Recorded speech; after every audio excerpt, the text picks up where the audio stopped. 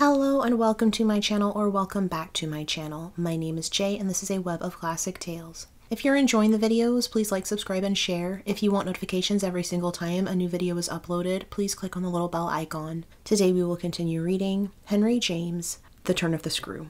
This came home to me when, 2 days later, I drove over with Flora to meet, as Mrs. Gross said, the little gentleman, and all the morning for an incident that, presenting itself the second evening, had deeply disconcerted me. The first day had been, on the whole, as I have expressed, reassuring, but I was to see it wind up in keen apprehension. The post-bag that evening, it came late, contained a letter for me, which, however, in the hand of my employer, I found to be composed but of a few words enclosing another, addressed to himself, with a seal still unbroken. This, I recognize, is from the headmaster, and the headmaster's an awful bore. Read him, please. Deal with him. But mind you don't report. Not a word.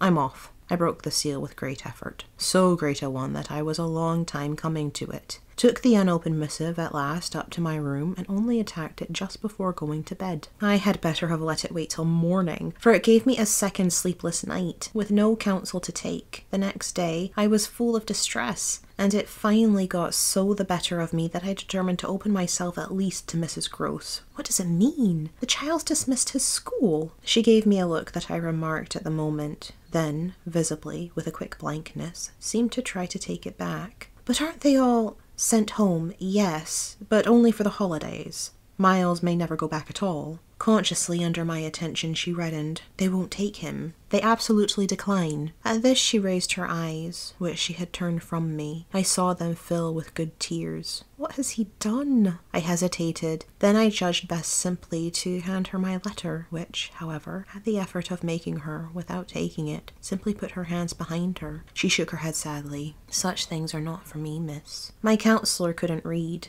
I winced at my mistake, which I attenuated as I could, and opened my letter again to repeat it to her. Then, faltering in the act and folding it up once more, I put it back in my pocket. Is he really bad? The tears were still in her eyes. Do the gentlemen say so?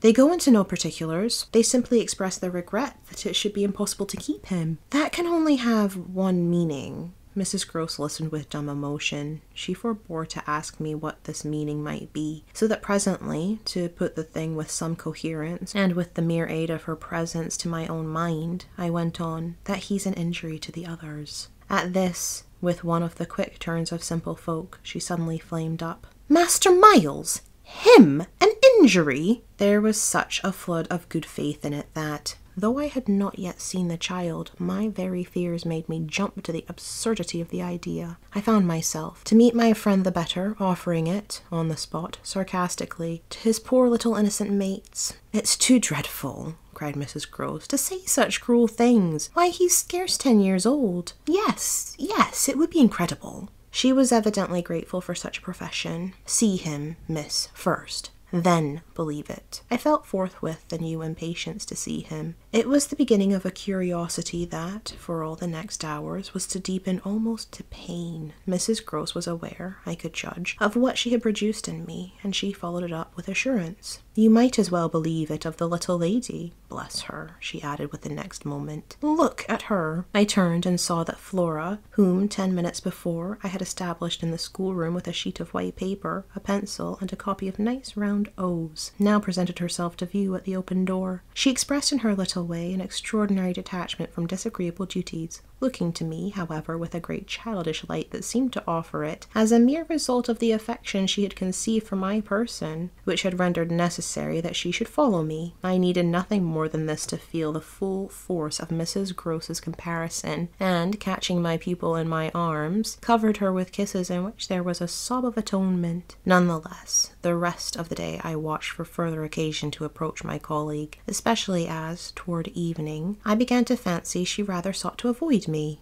I overtook her, I remember, on the staircase. We went down together, and at the bottom I detained her, holding her there with a hand on her arm. I take what you said to me at noon as a declaration that you've never known him to be bad. She threw back her head. She had clearly, by this time, and very honestly, adopted an attitude. Oh, never known him. I don't pretend that. I was upset again. Then you have known him? Yes, indeed, miss, thank goodness. On reflection I accepted this. You mean that a boy who never is no boy for me. I held her tighter. You like them with the spirit to be naughty. Then, keeping pace with her answer, so do I eagerly brought out. But not to the degree to contaminate. To contaminate. My big word left her at a loss. I explained it. To corrupt. She stared, taking my meaning in, but it produced in her an odd laugh. Are you afraid he'll corrupt you? She put the question with such a fine, bold humor that, with a laugh, a little silly doubtless, to match her own, I gave way for the time to the apprehension of ridicule. But the next day, as the hour for my drive approached, I cropped up at another place. What was the lady who was here before? The last governess. She was also young and pretty, almost as young and almost as pretty, miss, even as you.